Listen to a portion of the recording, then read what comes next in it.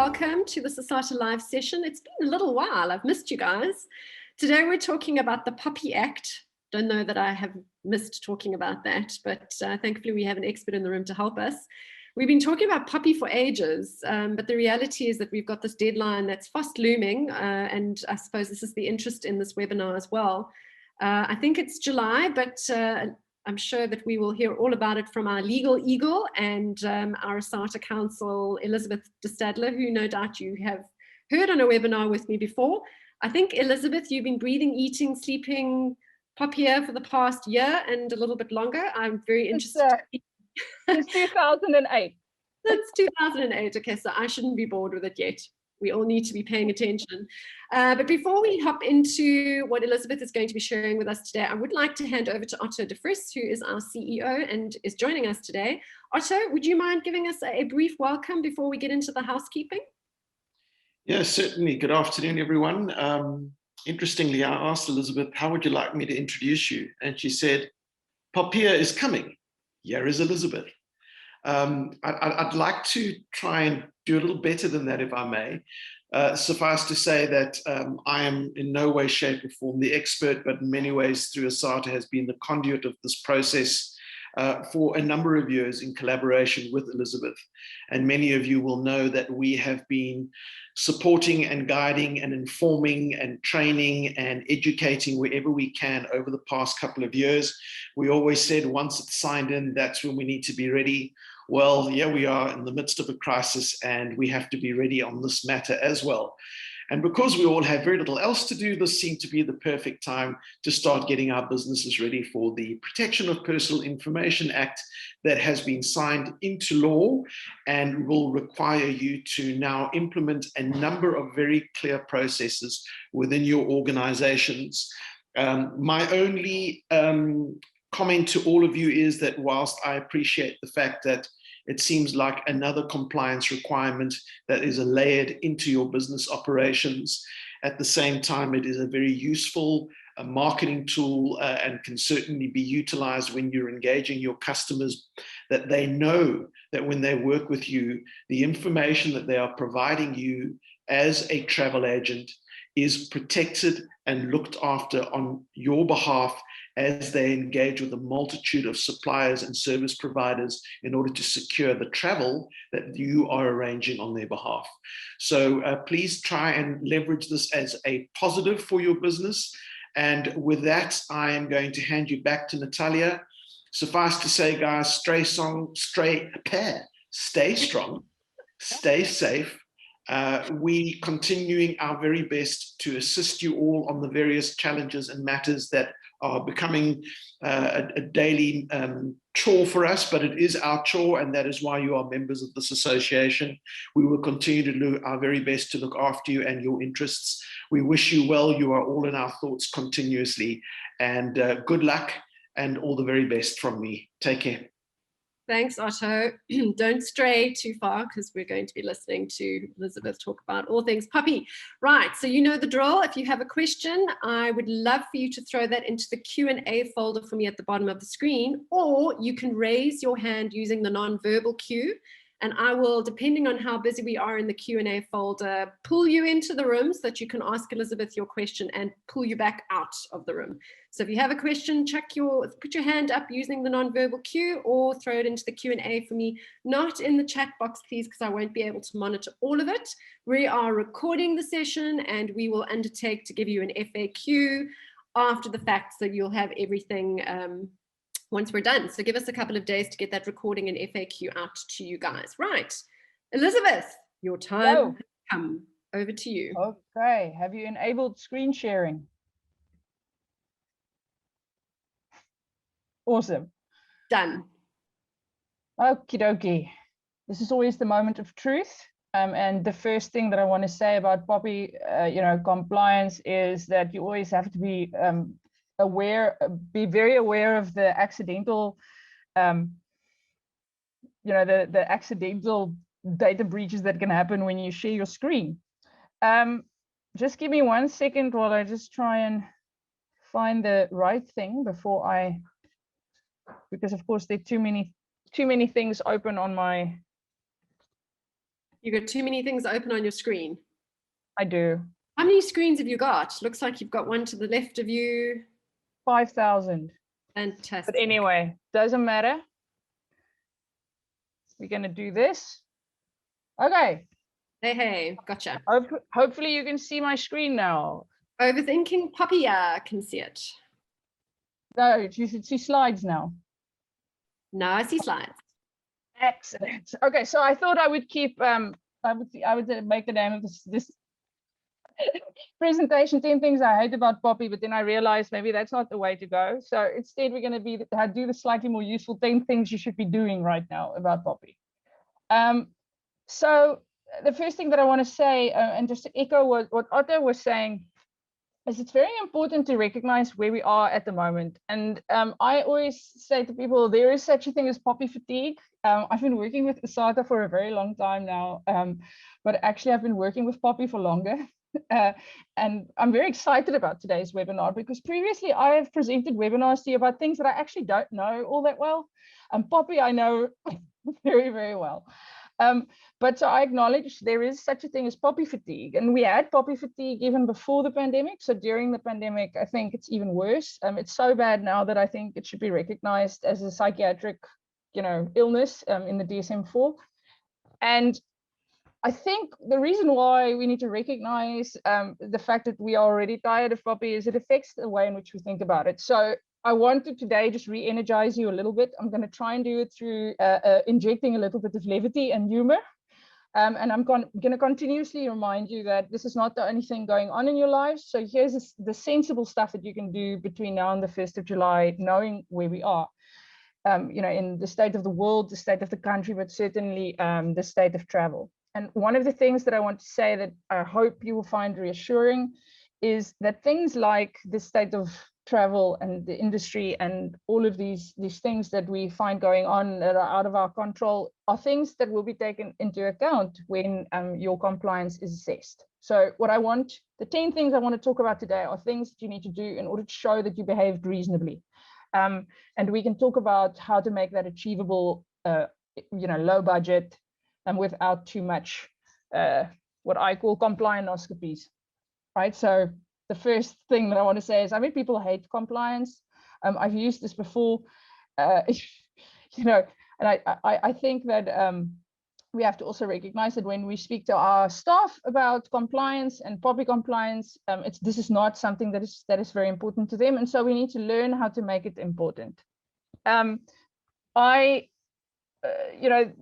What the regulator is trying to find ways in which to motivate us to become Poppy compliant by the 1st of July. The most recent initiative that she has launched is this terrible doomsday clock. I took this screen grab this morning from the Information Regulator's website. 71 days, 18 hours, 39 minutes and 51 seconds until we all have to be Poppy compliant.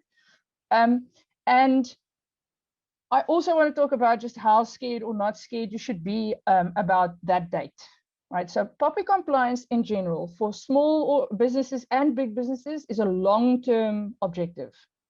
When we get to the 1st of July, almost no one in South Africa is going to be Poppy compliant. From the big banks and the credit bureaus down to, an ITC or a small business like mine. I also have a small business. We're not going to be fully Poppy compliant. No one is, because it's very difficult and it is long-term, and we also need the regulator to give us more guidance on certain areas that are unclear. So don't think, oh, well, I must now start scrambling around so that I'm compliant by the 1st of July, because that is a fool's errand, right? So again, we're going to talk about the things that make sense to do by then. This is my favorite quote about Poppy, but also not about Poppy. So again, we say, I don't think our death ray is working. I'm standing right in it and I'm not dead yet. Poppy is not the calamity that many of my learned colleagues are making it out to be. The Information Regulator is not going to start handing out fines on the 2nd of July this year. They haven't even hired investigators yet. So again, we do sensible things that make sense, and we have a longer term, project around how do we ensure that we protect the privacy of our clients, but also how do we protect our businesses against the very real risks that exist today, Poppy or not, around information security. And I'm going to talk quite a bit around that. But before I do that, because I assume that there are varying levels of knowledge about POPI, I am going to do something that I like to refer to as POPI in 600 seconds. I am actually going to switch on a timer, mostly because I'm trying to see if I can break a record. Can I talk about all of POPI in 600 seconds? Don't try this at home because it's very dangerous. You might stretch a muscle or something. Right, so the very important thing to understand about POPI is it stands for the Protection of Personal Information Act. So if you don't know what personal information is, you are going to fail miserably at POPI compliance. Personal information is any information that we can relate back to an identifiable, living, natural person, so individual, or an organization. POPI is unique. Well, not unique. There are 2 countries in the world that protect the privacy of companies or organizations. It's us and Colombia. Yeah. I imagine there was a party and they became friends and, then decided over a glass of rum that they would protect companies' information. But so it's anything from my ID number, my credit card number, most definitely, any banking details, addresses, cell phone number, anything like that that you can relate back to individual. It is also the more sophisticated stuff. So my preferences and opinions, those things that Facebook gathers and then uses against us. Behavioral information. So how do I behave on your website? What do I buy? What don't I buy? What do I like? What don't I like? All of those things are considered personal information. Anything on a CV, personal information, right? So anything that can be used, to make inferences about a person, to predict how they might behave, etc. So this is very important to understand. The minute I can relate information to an identifiable individual or organization, that information will be personal. And every day we discover new kinds of personal information. Here's a fun one. So biometric information is any physical attribute of a person that can identify them, right? So we've all heard of fingerprints and DNA and retinal scans even, and we've heard of facial recognition. The next hot topic in biometrics is going to be voice recognition. So they estimate that within the next 5 years or so, voice recognition will be used by most call centers on the planet. But here's a new one, smell recognition. Apparently, people can be identified with a rate of accuracy of 95% by how they smell. It is real. Natalia, you can Google it. I can see from your face that you don't believe me. Smell recognition, it's a thing. There's also something called gait recognition. That's where we recognize people by how they walk. What is actually happening is the CCTV camera that is monitoring you is measuring the relative lengths of your bones, your skeleton, and can then identify you by that. So all of the time, new personal information is being uncovered and collected and tracked. Okay. Another way of thinking about when POPI applies is to think about whose personal information you have. Right, so I thought a little bit about the typical travel business and what these individuals or organizations are called in the legislation are data subjects, right? So any time that you are processing or using or sharing or storing information about your clients, whether they are corporates, whether they're government, whether they're individuals, prospective clients, whether they're former clients, POPI will apply. Every time you touch personal information of a traveler, POPI will apply. All companies in South Africa all have to be POPI compliant. It's the shortest legal opinion in history is when someone asks me, does POPI apply to me? And I say, yes. Full stop. Why can I say that? I don't even have to ask who you are. It's because all organizations have employees. Even if you're a one-man band, you will have personal information and be working with personal information. And travel agents work with a lot of personal information all the time, some of it quite sensitive. And the funny thing is, we often talk about professionalizing the industry, Natalia and I, and we talk about how to be a good travel agent. Being a really exceptional travel agent actually requires that you have more information about, travelers than and maybe the ones that don't quite care that much about your travel experience. And POPI, guess what, does not say that is a bad thing. It just says if you're going to use that personal information, treat it with respect, right? But all organizations have employees and they are important too. We have very sensitive information about employees. We've got a lot of health information about our employees and we need to keep that secure and we need to make sure that we don't expose that to the world. And a lot of scams are actually uses employee information. For instance, if I want to demonstrate to an organization that they're not as secure as they think they are, I phone someone in their HR administration and I pretend to be a board member. And then I go, I know that the payroll's running tomorrow, but I've changed bank accounts and I've forgotten to change my bank account. Can you just quickly change it for me? I have in that way stolen 20 people's salaries. I've always paid it back because it was just to prove a point, and I almost never actually got work from the company afterwards, but it was fun to do, right? So even your HR processes need to be POPIA compliant. You need to think about security. And then we also have information about organizations, so travel service providers, our own service providers, suppliers, independent contractors. Their information needs to be protected. And then there's the also ran, you know, other individuals, family members of travelers and employees, emergency contacts, members of the public, when we used to go to offices, visitors, etc. Okay, right, we're doing well. We're halfway. We've done 330 seconds. So that's when POPIA applies, which is actually, if you're a travel agent, pretty much all the time, right, while you are working. You will be handling personal information 80–90% of your day. So POPIA has to be in the back of your mind. And the good news is it becomes kind of second nature. Okay, so what does POPIA say? What are the new rules? And I'm going to show the new rules to you in a couple of different ways. And then when we get to the Q&A, we will demonstrate how some of them works, I'm very sure. But essentially, POPIA has three sort of areas that it covers. The first one is information security. And that is the most important part of all. And I'll talk about that quite a bit. But so information security means you're looking after this confidentiality, integrity, and availability of the personal information that you have, right? So CIA triad is what we call that. So confidentiality is how do you make sure only authorized people access the information. Integrity is about how do you make sure that the information that you have is correct and of a high quality. And availability is about making sure that when catastrophes happen, that your information won't be lost.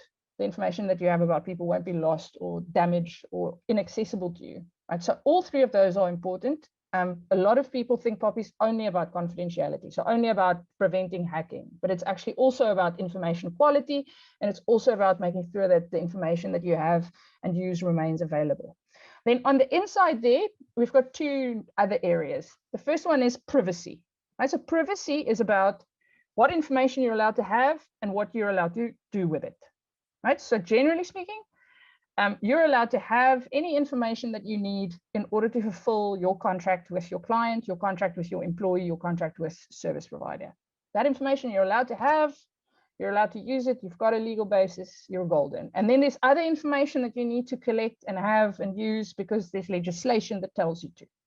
And then there are other things that you do with information where things get slightly more complicated. But in my experience in travel businesses, 90% of what you're doing with personal information, you're doing to fulfill a contract or because you are complying with the law. Okay. And then the last bit is on, right, what information must I keep? So records management. Another way of looking at it, and I've been thinking about wine a lot in the last however many months this pandemic has lasted. So hence the wine circles there. But so it's information security management, data privacy, and records management. Those are the three areas that you have to think about constantly. Okay, so now if I were to translate the rules into what I call rules of thumb. So what is a rule of thumb? A rule of thumb is something memorable that helps you to remember what the rules are, but also just makes it slightly more accessible than the 600 and odd, well, it's not 600, it's 114 odd sections in POPIA. So your first rule of thumb is less is more. You need to use the least amount of personal information and do the least amount of processing possible, right? Less is more, right? So that's why you will see later, I'm going to talk about reviewing your forms to make sure you're not over collecting. The second one is no surprises. So everybody needs to know exactly what you do with their information. That's why we're going to talk about privacy notices. The third one is don't share personal information unless you have a reason to share it and there is a contract in place. Now, travel agents we're often the middlemen, right, or the middle women. We are collecting information from a traveler to pass on to a travel service provider. And that is very important and needs to happen because that's the only way in which we can do business, and the traveler expects that of us. But we need to make sure that we do that, that there is a contract that stipulates who's responsible for which aspects of data protection. Now, for most of you guys, I'm sure that those, particularly if you're working with travel service providers overseas, there will already be data protection clauses. But you do need to think, do I have to share the information? Am I sharing the least amount of information I can? And is there a legal reason why I am sharing it? So the most common one is you need to share the information to make the booking, right? So of course you can do that. The traveler asked you to do that for them. But are you sure that that information will be protected on the other side? We're going to talk about responsibility a little bit later. Then I got to check yourself before you wreck yourself. POPIA is actually very intuitive. And what I mean by that is you will know when you are doing something that is dodgy. And the reason why most people are quite good at guessing when something is dodgy is because we all have personal information. So my advice to you is when you're doing something unusual and you feel that feeling in the pit of your stomach, you probably need to just check whether what you're doing is allowable, is legal, because there's probably something going on there, right? So check yourself before you wreck yourself. And this is where you do something unusual. So how I would describe something unusual is it's not exactly connected to what the traveler or your employee or your service provider has contracted with you to do, or, you know, it's, yeah, you're doing it's often something new or strange that you are doing with personal information. It's a good idea just to do a bit of research and to check whether it is allowable. 9 times out of 10, it will be. You just need to jump through some hoops. Then the last one is use it or lose it. You're not allowed to sit on information that you don't have a purpose for, so that you're not using. Of course, you're allowed to retain records. You have to in terms of the law often. But what we find is we all keep everything. We're all hoarders. It's very human. So you need to think, is there anything that I can get rid of? And this is where I want to, again, connect to something that Otto said, right? So POPIA can be enormously beneficial to organizations because it forces you to be more efficient. An inefficient business will almost always be non-compliant with POPIA. The more efficient your business processes are, the more compliant you will be. And one of the things that is really interesting is every year Cisco, which is the information security company, they do this annual privacy benchmark study. And I think it was in 2020, they studied the return on investment for privacy programs. And what they mean by a privacy program is efforts to become compliant with privacy regulations. And what they found is for every dollar that the 4,000 odd organizations that they interviewed, for every dollar that they spent, they got $2.70 back. Right, so it made the money. Privacy made the money. So why is that?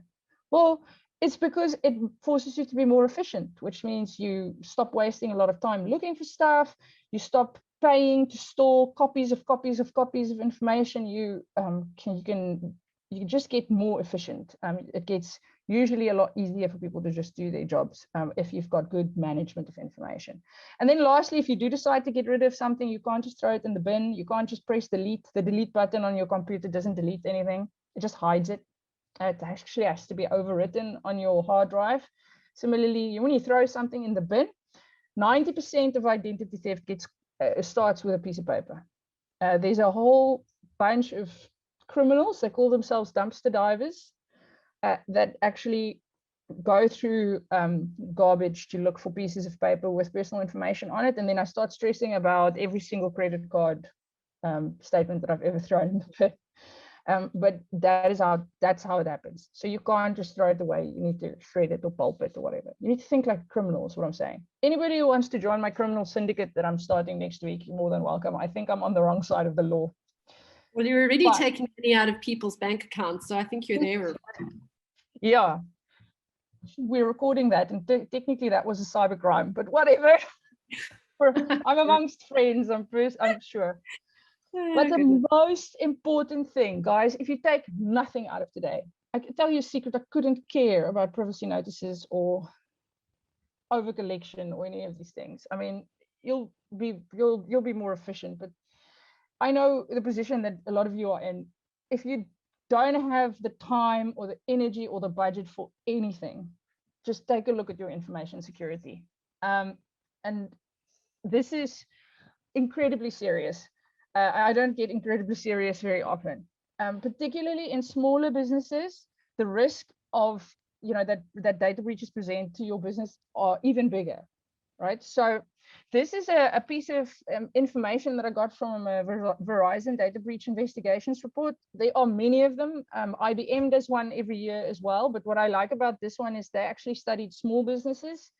And when I finished reading this report, I immediately went and got a information security specialist to come and do an audit of our business. And truth, Bob, I don't mind admitting this. Even after we did the audit and we made some changes and everybody went through training, someone at my company in the beginning of the year clicked on a link in an email. And this was what is called a spear phishing attack. A spear phishing attack is when an attack is designed specifically for an individual. So what happened was we got an email that came from one of our clients, and it was a client who we invoiced the week before. And the email said, click here to download your proof of payment. And she was expecting a proof of payment. So she clicked. Because she'd done the training, about 3 minutes later, she realized something she shouldn't have clicked on the email. Something in the back of her head, an alarm sounded. Because we had just done the audit, she immediately knew who to phone, and they locked down our systems and no one got any unauthorized access. So I would really recommend, if you're going to spend some resources in this area, get someone to do an information security assessment. And the reason for that is the average cost of a cyber attack on a small business, I've seen this many, many times, is $200,000. I don't have $200,000. The study showed, and this was a global study, within the 12 months preceding that study, about half of small businesses suffered cyber attacks. The fact of the matter is, you've probably already suffered one, you just don't know yet. So that is a staggering figure. And then the data shows that 60% of small businesses fold within 6 months after experiencing a cyber attack. So that's very sobering. So if we think of existential threats to our business, you are going through currently the biggest existential threat to your business in the history of the world. But there is also this one, and small businesses are incredibly vulnerable. They are more vulnerable than the big guys because we don't have the resources or the wherewithal to withstand this kind of loss. So there is a link here to a fantastic checklist. There are many people who are very capable in assessing small businesses, and it's affordable. So Natalia, you must just remind me just now when we get to the Q&A, I will put some of their details in the chat. Okay, cool. So again, for those of you who want to leave, that was the important bit. Information security. Your information is not as safe as you think it is. And if one of my guys can fall prey to an attack, so can you. So just pay some attention to this. It's probably one of the bigger risks that is facing any business in this day and age.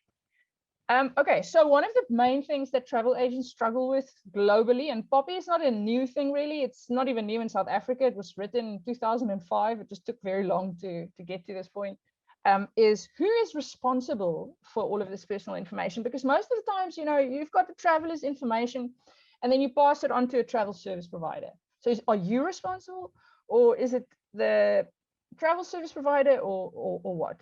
And so we talk about a lot about what we call operators and responsible parties. And it often seems like quite a fight to the death, which is why it always makes me think of Alien versus Predator. The fact of the matter is, in respect of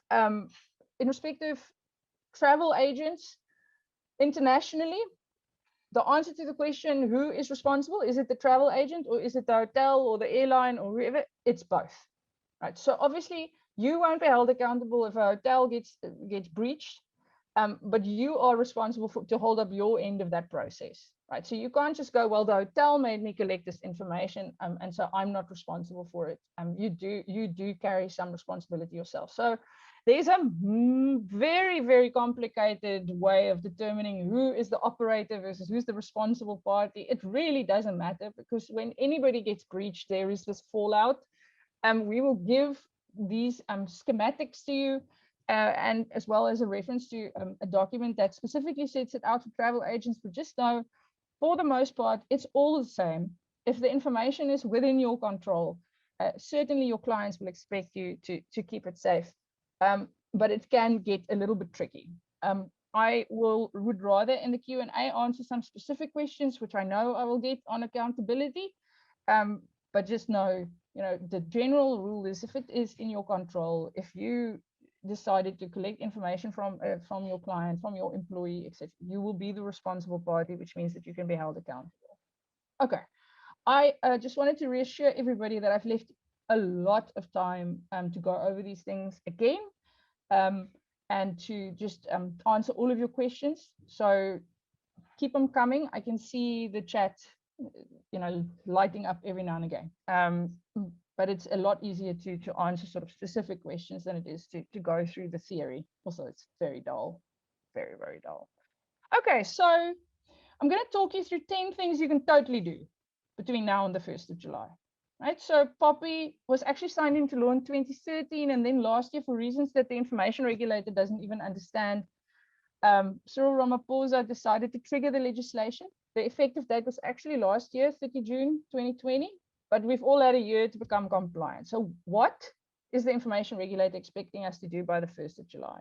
And again, the fact that we are not, in the idealist of circumstances is something that gets taken into account. So I have chosen the 10 things that I'm going to do in my business because I am an information officer, right? So because I am the head honcho, or the big giant head, as they call me, I am responsible for POPI compliance at my company. And I thought, okay, well, my company is about the size of many of yours. So what are the 10 things that I either have done or will do by the 1st of July? I've also focused on the things that are not, outside of the realm of achievability. Okay. So the very first thing I did was I created the POPI playlist.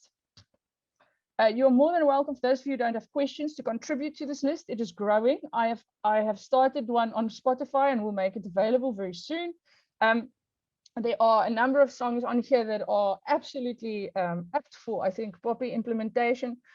Don't Blame Me from Taylor Swift is currently my favorite.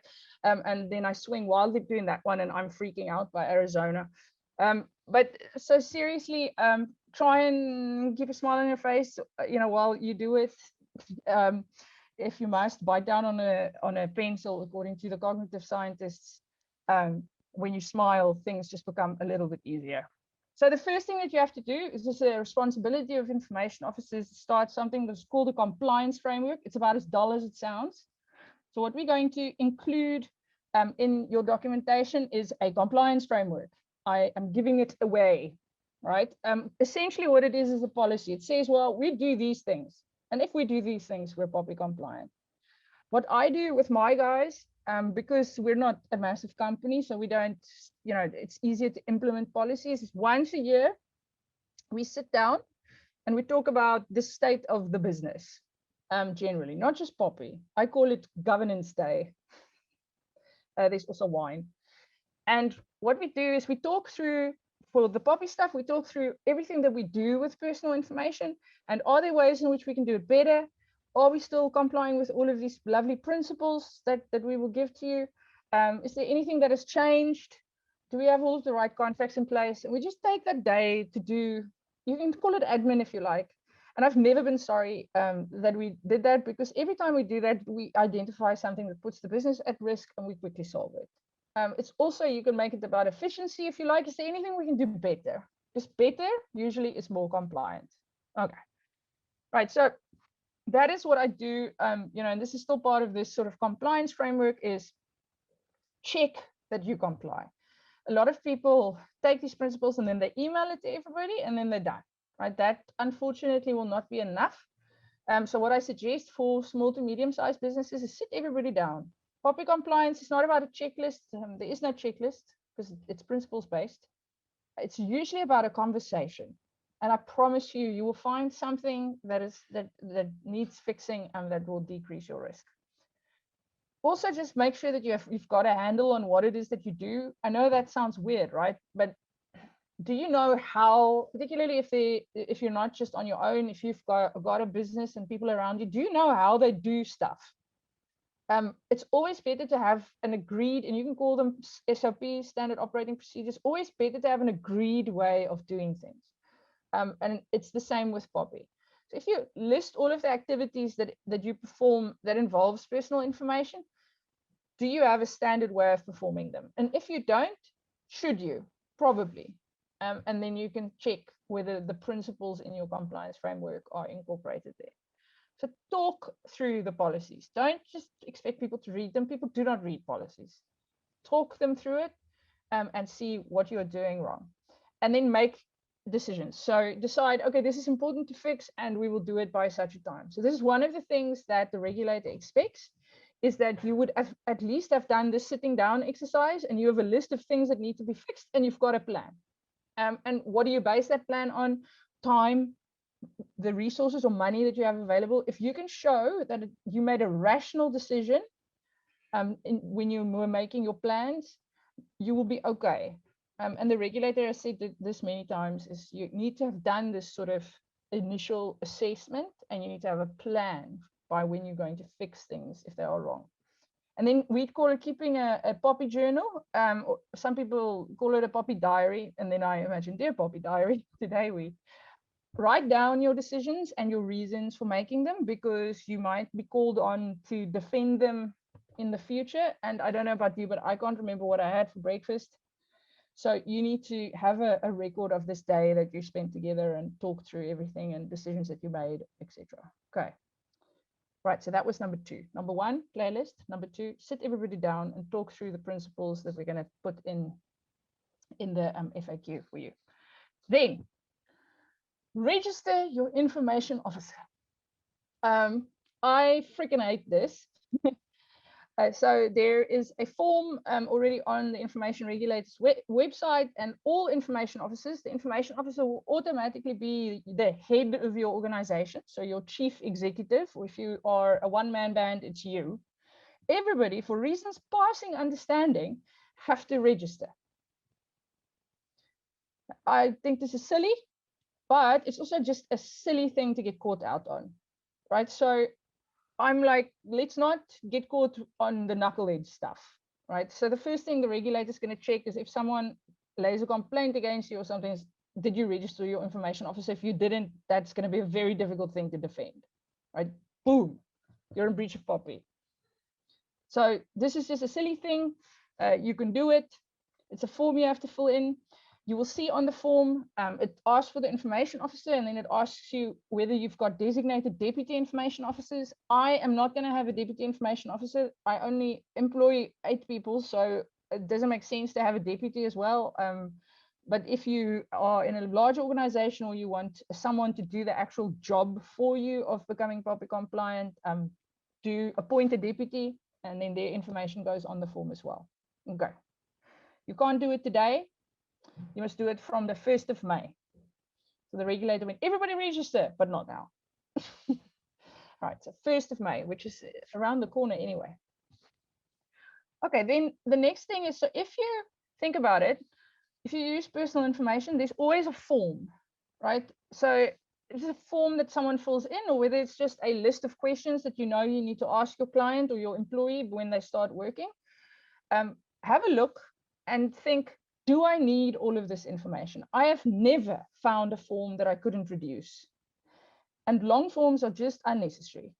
It's a pain to people to fill them in, but also they cost money, and now it creates more risk for you. So do you need all of the information that you asked for? If you don't, get rid of it. Sometimes the travel service providers will be forcing their requirements down on you. So just keep a record of what is it that you ask because you need it, and what is it that you're asking because you know the hotel or the tour operator or the airline or whoever's going to ask for it, right? But less is more. That's the rule of thumb. Also remember, no surprises, right? So you need something that is called a privacy manual, privacy notice. I'm going to show you how to do one just now. Right, so are you transparent about everything that you do with client information in particular and what you do with it? It's also important for employees to have a privacy notice. You might as well. They're not difficult. Then there is something called a legal basis. That is basically an answer to the question, is what I'm doing legal? As I said earlier, 9 times out of 10, it will be legal because you have to process personal information because of the contract, either with your client or your contract with your employees, etc. So when you ask an employee for their bank account details, of course you must do that because you have to pay them. But you just need to make sure that you tick those boxes. And there is a fantastic tool that was created by the United Kingdom's Information Commissioner's Office, and I've included a link to that tool. It's interactive. If you have any doubts about whether what you're doing with personal information is, whether it's legal, go fill in that thing. It will tell you. We are creating one for South Africa, and I will let you know when that is ready, but this one's perfectly fine. So it's just an interactive tool that answers the question, is what I'm doing legal? Then this is a drum that Otto and I have been beating for a long time, and then we were just about to do a project on terms and conditions, and then, you know, stuff happened last year. You need to make sure that your terms and conditions, so the contract that you sign with your clients, or your employment contract for that matter, that it is complete, right? So does it record everything that you do for this client? That's just good, you know, a good practice to have terms and conditions that actually reflect what you do, but it will also help you with POPIA compliance, because that will tell the regulator also what you are and are not allowed to do with personal information. And then also take the time to think about the efficiency of your forms. So sometimes forms are just difficult to fill in. Have a couple of your mates fill in your form that you use on your customers and ask them, was that difficult or easy or user-friendly? A user-friendly form will always also be a more POPIA compliant form. And we will give you some UX tips for form reviews as well in the FAQ. Have a privacy notice. Okay, so, you know, I was thinking of shortcuts. I Googled travel agent privacy notice. And then I clicked through to some of these. If you guys went and you copied and pasted these tomorrow, you'll be 80% there. Obviously, check whether everything that is in there is true for you, because every business is slightly different. But if you don't have the energy or the budget to ask a lawyer to help you with your privacy notice, just Google it. So we're actually a little bit lucky, I think, that POPIA took so long. So many countries in the world has had POPIA equivalent legislation since the 90s. So there's quite literally 30 years of privacy notices out there. So it's always a good idea to use businesses that are in Europe's privacy notices, because POPIA is almost a carbon copy of the European data protection, general data protection regulation. So when you do Google, try and pick a company or an organization that is in Europe, and then you know you'll hit 8 out of 10 for POPIA compliance. This is just one of those things that, again, is silly not to have. When the information regulator gets a complaint, and they've to date, even though POPIA hasn't been effective, they've had about 7,000. The first thing they check is, do you have a privacy notice? So if you've got a website, put it on your website. If not, just have it handy. Okay. Now, the next thing that you must have is a POPIA manual. I apologize deeply that you have to have a POPIA manual. This was never a requirement.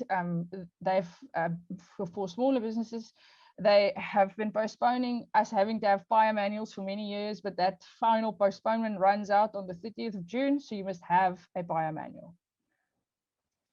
Again, I went and I looked. There are plenty already out there on the internet. So again, this is something that you can just copy. Funny story, the information regulator, who is by law required to have a POPIA manual because it's a public body, doesn't have one. If I get killed this year, it will be irony that kills me. Okay, then the hardest one for you guys, I think, are going to be, you know, we said share with care. Right, so be careful when you share information with other organizations. You share information with other organizations all the time. And so you need to think about a couple of things. Firstly, do you have a handle on who you share what information with? Right, so again, when you go and sit down for your governance day, think about, who do we often share information with? Do we know why we share that information? And then have we thought about who is responsible for POPIA compliance? Is it us? Is it them? Usually it will be a combination, it will be both of you. So it is easier just to make sure that you comply than it is to try and blame someone else when things go wrong. But so think about, just be conscious. We also in the past on roadshows have spoken quite a lot about conscious incompetence, right? So when you decide to take a risk, make sure that you were at least aware of that risk. And then the main thing that you need to think about is there a contract in place that contains a data protection clause that explains who is responsible for what? And again, here, Google is your friend. There are plenty of standard data protection clauses, but when you share information regularly, just make sure that there is a contract in place. This is a good idea because people who you share personal information with, it's usually people who you transact with, you're doing something for them. It's better to have a contract in place. As I'm sure many of you realized last year, right? We've been very lax, and I'm a lawyer, right? So it's like the dentist with rotten teeth. Last year, I realized that I wasn't being good enough with my what is called contract management. So was I sure that a contract was in place? Was I happy with that contract? Did I even freaking read it?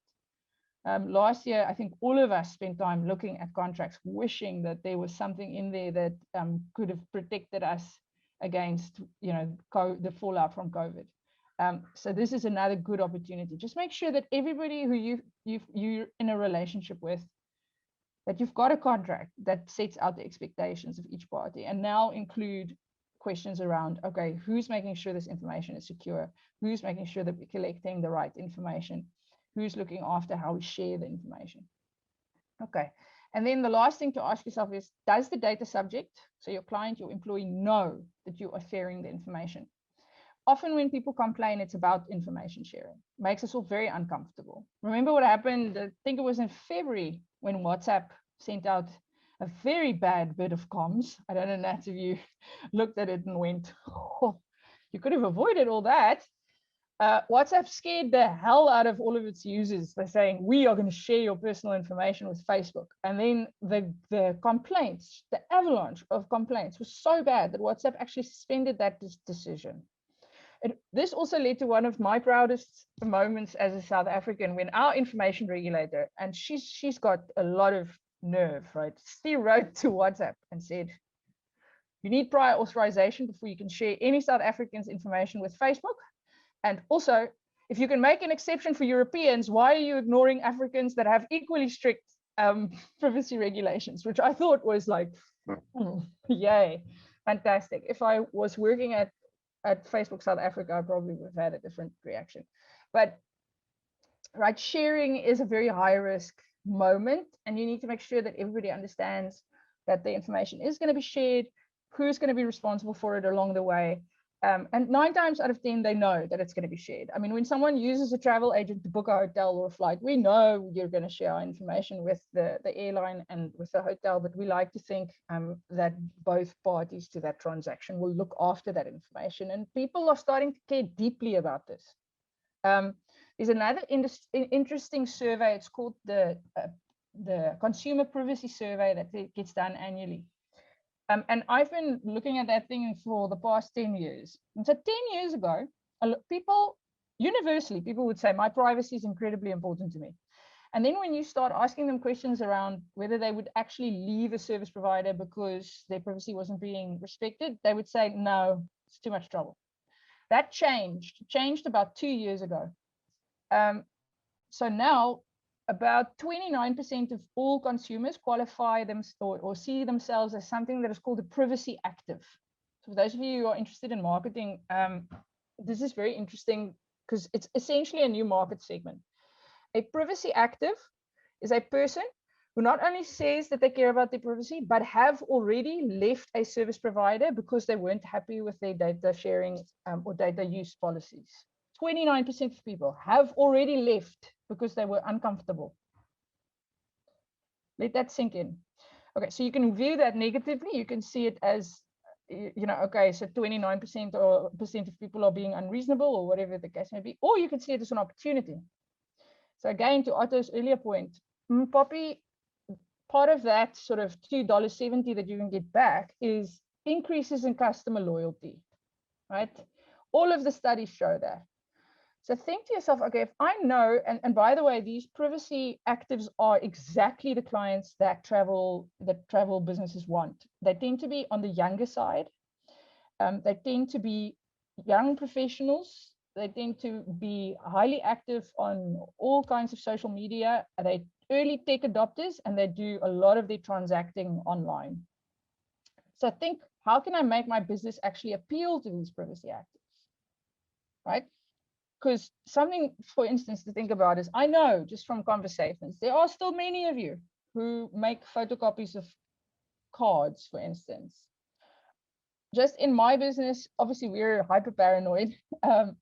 You know, we've left travel agents who asked us to do that. We didn't even bother explaining, because we were just like, you want me to email you what? Want me to email you my credit card details? I'm not going to do that. Because so just think about, not just about how can you keep them from leaving, but how can you actually attract them? A lot of businesses are doing that very successfully. And it's particularly in intermediated industries like yours, like financial services, where people are concerned about where their information goes from the intermediary. If you can make statements in your forms, in your privacy notices on your website, that you look after the privacy of your clients, I think that you might win some. Okay. So 7, look after the sharing. People care about it. And then number 8, check your security now. So I've already shown you these stats, but it bears repeating. If you do none of the things, do this thing and also the playlist. I really recommend it. But seriously, do this thing. It's not free, but it doesn't have to be massively expensive. I'll pop into the chat just now the LinkedIn profiles of a couple of people that we highly recommend. Both of them can also help you with your POPIA compliance while you're at it. But you should really spend a bit of money to check your security. It certainly makes me sleep better at night to know that when the bad thing did happen, you know, my staff member knew within 3 minutes. She recognized that something bad had happened, and she knew who to phone.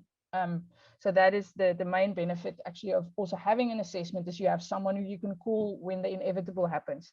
So again, just to emphasize, 47% of small businesses get compromised every year. I think that figure has actually gone up. Hackers the world over have a favorite saying. They say there are only 2 types of organizations: the ones that have gotten compromised and are aware of it, and the ones that have gotten compromised and are not aware of it. So really educate yourselves a little bit around what does information security mean, and what are the easy things that you can do to improve it. For those of you who really don't think that you will be able to afford or have the time or whatever the case may be to use someone to come and actually do an assessment, the checklist that I've referenced here is really fantastic, and there are some easy things that small businesses can do just to protect themselves. And then lastly, and this is also just to emphasize, you know, that earlier conversation that I suggested that you guys have with your staff. POPIA is not a tech problem. So I'm seeing a lot of people going, buy this product, it's POPIA, it will make you POPIA compliant. There's no such thing. So guys who, for instance, say, if you use our system, you know, it's got a POPIA stamp of approval, I report them to the advertising regulatory board, because it's just shy of fraud. There's nothing such as POPIA approved technology that will make you compliant.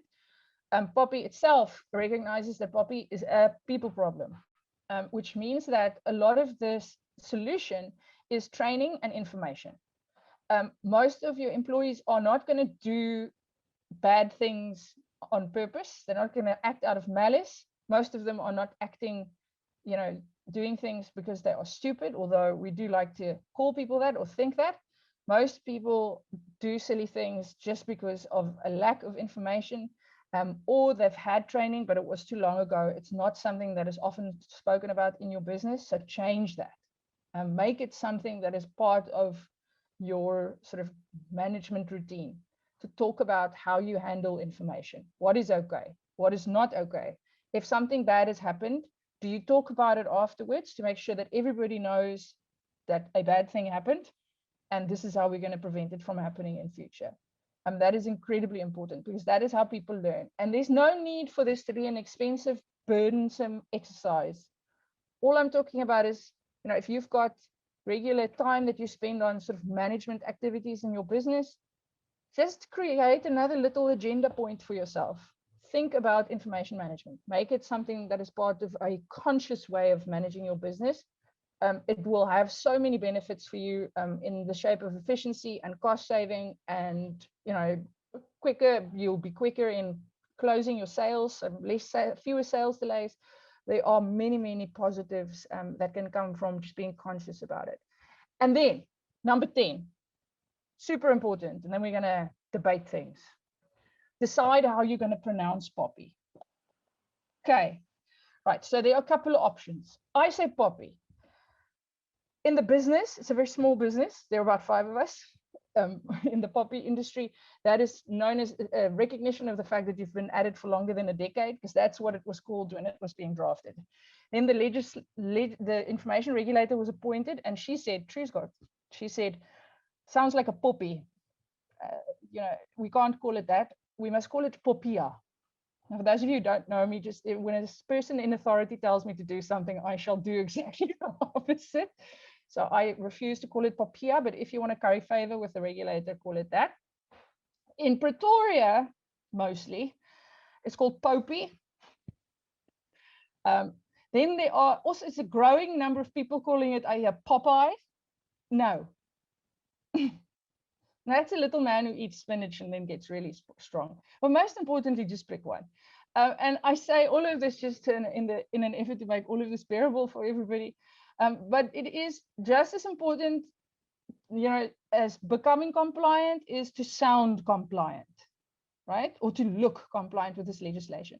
What you can expect in the coming months is also that travel service providers or your clients or other people who you work with is going to ask you about what are you doing for data protection. If you mispronounce the act's name, that's just silly. So let's call it POPIA. I'll try and remember. But just think about, what are you going to say when people say, what have you done to comply with the legislation? And hopefully after today, and certainly after we have made all of these resources available to you guys, this will go a long way. But yeah, learn to how to pronounce it. Okay. Wonderful. Thank you. Shall we do some questions? But before we go there, I'd love to just throw open a poll. How do you want to pronounce POPIA? There we go. You're a panelist. Let's see who wants to go with what. No one wants to say poopy. We've got one person who wants to say Popeye. That's exciting. I think most people are with you, Elizabeth. Most people are with Poppy. you. Yeah, we're on a 70% are keen to call it Poppy. Woohoo! I'm choosing to interpret this as a sign of love. That's solidarity in the industry. There'll be more love when you start answering questions. So I know we are 1 minute over 1 o'clock, so let's get through these questions as quickly as we can. Right, Ina has asked, where do we find a comprehensive list and requirements in order to be compliant? Elizabeth, I'm assuming you're going to be giving all of this as part of our FAQ. Yes. Mm-hmm. Right. Joanne, you and I share the same concern. I have to fill my ID number on every single piece of paper that every time I enter a restaurant. Everybody wants our ID number. What's going to happen with this information? When is it going to get done away with? Because it's, quite frankly, I don't think very private. No, I mean, so here's the funny story. I mean, technically speaking, those registries that we are signing, none of them are technically required, right? So businesses have to keep track of patrons so that if there's tracking and tracing, they can identify them. So for instance, the businesses have decided they'll measure your temperature and stuff like that, but they're not going to ask you to fill in a registry, particularly if you've made a booking or something, because then if these bookings, they know that you were there that day, because that's what the Act requires, is that you monitor temperature. Or the disaster management regs require that you monitor temperature and keep track of who was there. So the banks, for instance, many of the banks do not keep a registry at the door, because they know they can monitor the transactions if they needed to know who was where on what day. So what was interesting for me was when the disaster management regs came out, the information regulator actually was given an opportunity to comment, and quite a few of them changed as a result of her input. In case you guys were wondering, I mean, as much as an anarchist as I am, I've got enormous respect for the chair of the information regulator. She really knows her stuff. And one of the things that she insisted on, for instance, was that track and trace database, the minute the disaster ends, so the minute there's not a declared state of disaster anymore, which is going to happen, guys, I hold out hope. The government has got 6 weeks to de-identify that database. They are not allowed to even have it after COVID passes, because the concern was that government would use this to monitor people too much. So there's already safeguards built into those regs. But yeah, people are over complying with it. What I do when restaurants do that to me is I lie. I don't give them my ID number. I have also, I've been out, I think about 10 times. I'm staying indoors. I have signed into every single place as Jennifer Lopez, and no one has stopped me. There we go. Okay, signing in as Jennifer Lopez and changing my ID number. And thanks. When they ask me whether I got a gun, I always say yes as well. Yes. Okay. Well, there we go. Fantastic. Ronelle, if your client agrees in writing with you, sharing information with, say, an operator, and it gets compromised during this process, can you still be held responsible? Mm-hmm. Yeah. So that consent is to enable you to process the information. By the way, you don't need consent to share information with an operator. You hardly ever need consent. So that's one of the biggest myths about POPI. So if the sharing is happening in order for you to perform in terms of your contract with your client or your employee, or if there's a piece of law that tells you to share that information, you don't need consent because it's not voluntary. But that question is around, am I allowed to share legally? The information security parts of POPI apply regardless of whether you've got a legal basis or not. You always have to keep that information secure, but that gets complicated when you're sharing, right? Because you have control over the first part of the sharing activity, and then the information leaves your control. That's why contracts are quite important, so that everybody knows where their responsibility begins and ends. So for instance, let's say you've decided to share information by email, which is always very risky. The reason why it's risky, I mean, if someone can put up their hand, if they have never sent an email to an unintended recipient, I mean, we all do it. I've got a terribly bad habit of thinking about a person, mostly because I'm gossiping, and then sending stuff to them instead of anyway.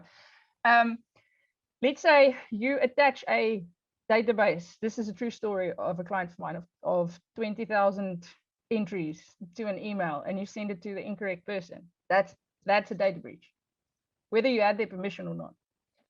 It's very difficult to defend. So be careful when you share. Think of simple ways in which you can make it a little bit more secure. So for instance, can you put it in an attachment that is password protected? If you're using Excel or Word or any Microsoft products, that it comes standard. All of them can be password protected. So think of ways in which you can just make it more secure. The sharing activity. Yeah, that's a really good bit of advice. If you're going to share, can I put some form of gateway to make it harder for someone that shouldn't have access to this, get access to it? So there's another bit of advice though. So for those of you, if there's an online sort of sharing mechanism available so that you can avoid sending email, always use that. Because when you're using someone else's platform to capture information, that will always be more secure, but it will also, you're not responsible for the security of that platform when you use it. Again, good example, client of mine has been sharing pension related information every month of their 6,000 odd payroll with the pension fund via email. And I said to them, well, why are you doing this? And they go, well, it's just, that's how we've always done it. And I'm like, well, this pension I know has got an online portal where you can upload this data. So why are you taking this risk? Don't take unnecessary risks. If email is the only way to correspond, do that, but then never put the personal information in the open text of the email. Always put it in an attachment protected by a password, and then transmit the password through another mechanism, WhatsApp or whatever the case may be. Don't put the password in the body of the email, is my point. No.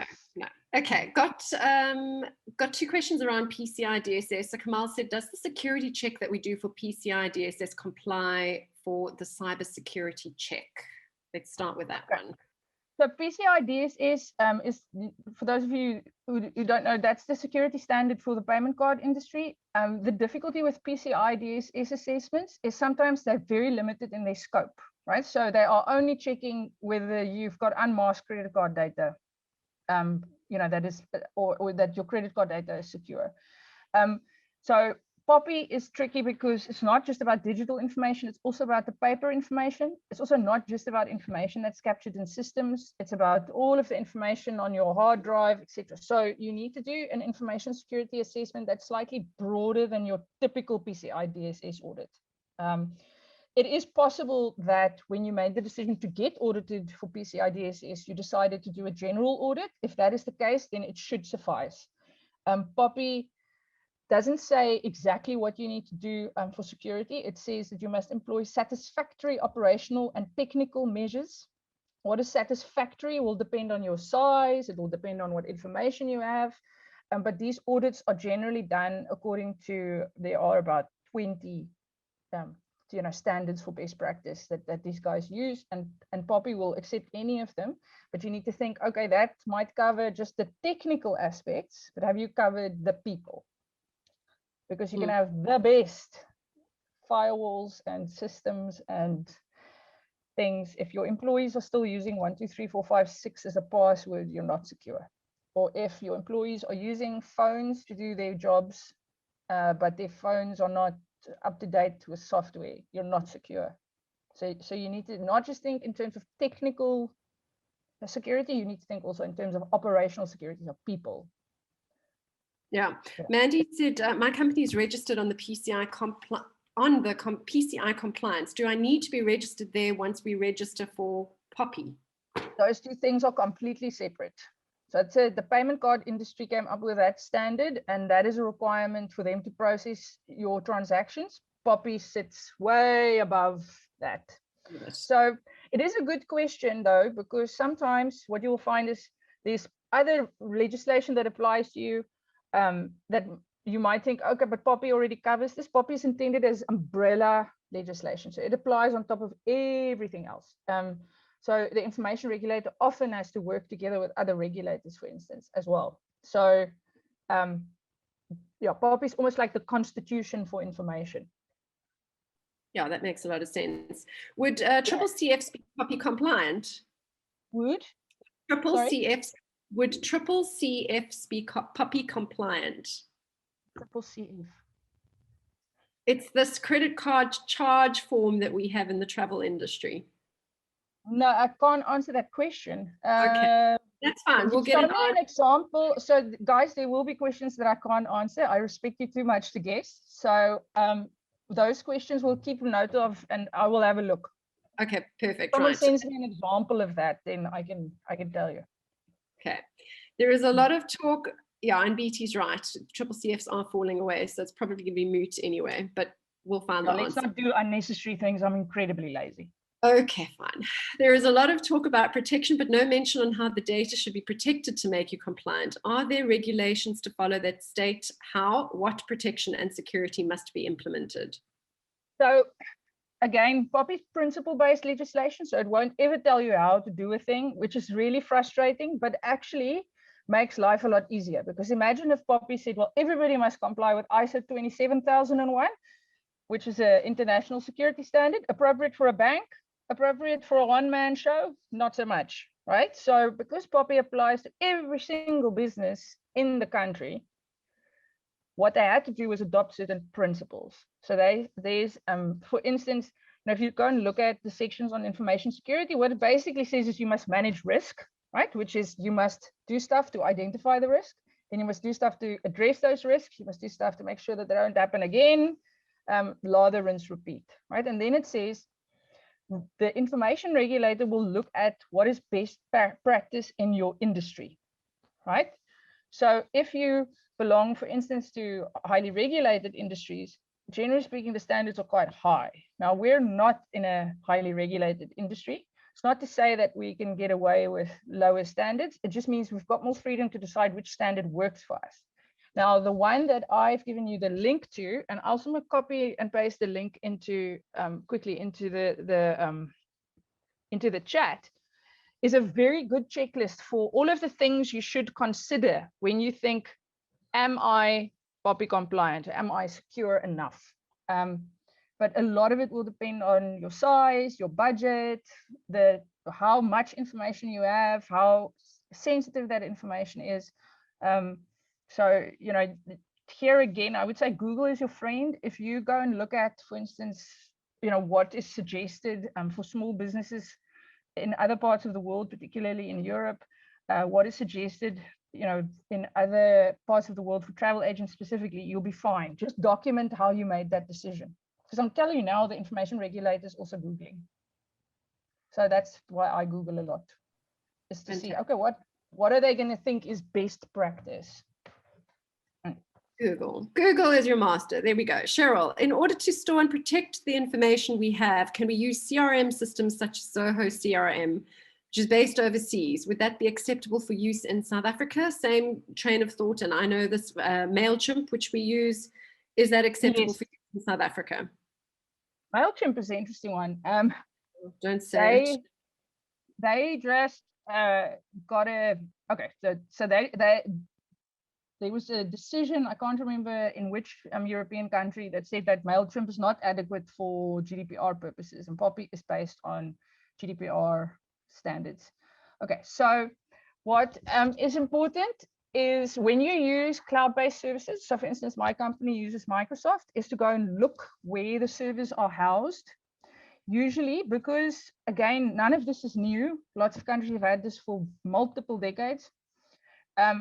Mostly if you are in South Africa and they don't have local hosting options, we will be hosted in the EEA, so in Europe, because they know POPI has got European type legislation.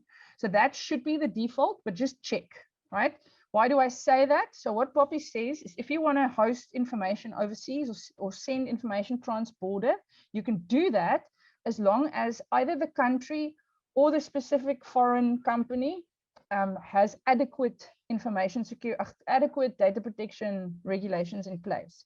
So there's one of two ways in which that happens, either because they've got POPI equivalent legislation or because they undertook in their contract to comply, right? So just check, but in my experience, most of the big CRMs have data protection clauses in which they undertake to comply with a fairly high level of data protection, otherwise you won't be able to use them.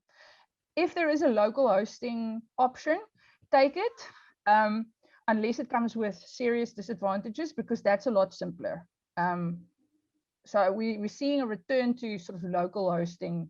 Because remember, guys, the cloud, it's not a cloud. It's just someone else's computer.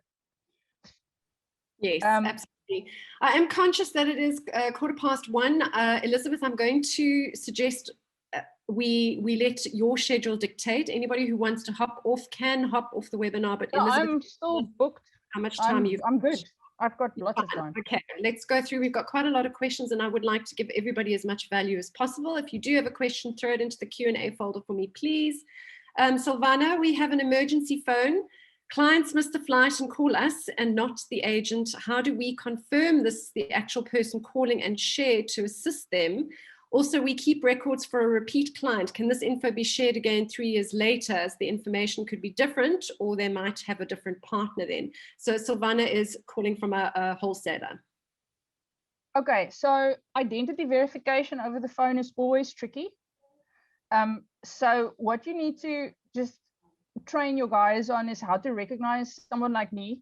And usually the telltale sign is I'm trying to extract information from you. I'm not giving you information, right? So I'm saying, I'm Elizabeth.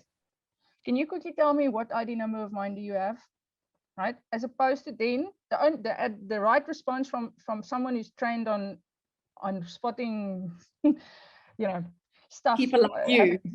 People like me will go, no, can you confirm what your ID number is, right? So that's incredibly common. So just be be really suspicious of certain behaviors of people over the phone. Then obviously it's good practice to have sort of security questions. Even if you just ask, can you confirm your ID number, or can you confirm your birthday, or can you confirm who you bank with if you've got their banking details. Think about every single call center in the financial service industry you've ever called. Don't ask them questions like, what was your favorite food when you were 3? I can't remember. Ask them sort of verifiable things, but that is always just a good layer of security. If your guys are at all uncertain, the other thing that you can do is to say, we'll call you back, because if you call them back and they go, I didn't call you, that's also a good sign. So you can read up on call center, caller identification strategies online. There are loads that you can do that don't cost money. But they must just be trained to be a bit suspicious. These scams are very, very common. Mm-hmm. Your second question was, can you just repeat the second part of the question, Nat? Sorry. Sure, no problem. So the second part of the question is, we keep records for a repeat client. Can this info then be shared again 3 years later, as the information could be different, or they might have a different partner then, for example? Yeah. Okay. So in data management, we distinguish between information that is in active use and information that has become stale, right? That's why you archive certain information, is so that when something comes out of the archive, then you automatically know, okay, this was old to have ended up in the archive. It means I have to verify that it's still correct. So your instincts to say, well, I can't share it because it might no longer be correct, that's correct. So POPI does require that you put measures in place to ensure your information quality. How many measures you must put in place will depend on the consequences of getting the information wrong, right? So if the consequences of getting the information wrong is the person can't board the plane, or that's fairly high consequences. So then you should have a process in place to say, look, this information has dated. We just want to confirm that it's still correct. You can trust information that you get from the traveler directly, for instance. So you're not responsible if a traveler gives you the incorrect information. It's principally when you're sitting on information that has become old, that you're under this responsibility to make sure that it's still right before you use it again. Okay, so we've had a question around your favorite cloud. What is the process regarding storage of PI? Can you store information in a cloud like Office 365? You can, but you need to check that they are subject to equally strict information security laws. But most of them are. So my rationale for using the cloud, and look, you can use the cloud in an insecure way, right? So when you look at data breaches, they often happen to information that is in a cloud, but that is because of the users of the cloud. Clouds themselves, they spend trillions of dollars on information security. So sort of hacking the platform itself is, difficult. It's not impossible, but you need to think it's never the cloud that is POPI compliant. It's the user of the cloud that needs to be POPI compliant. So if you've got, for instance, poor access control and poor identity management, your information is going to be vulnerable, whether it's in a cloud or here on Earth. User error. Most airlines are requesting passports, phone numbers, etc. Who then becomes liable should there be a leak? It depends on where that leak happens, right? So obviously when BA got hacked, that was BA's responsibility. That was a fairly big hack. I mean, I don't know if you guys have kept track, but it looks like they're going to get fined hundreds of millions of euro.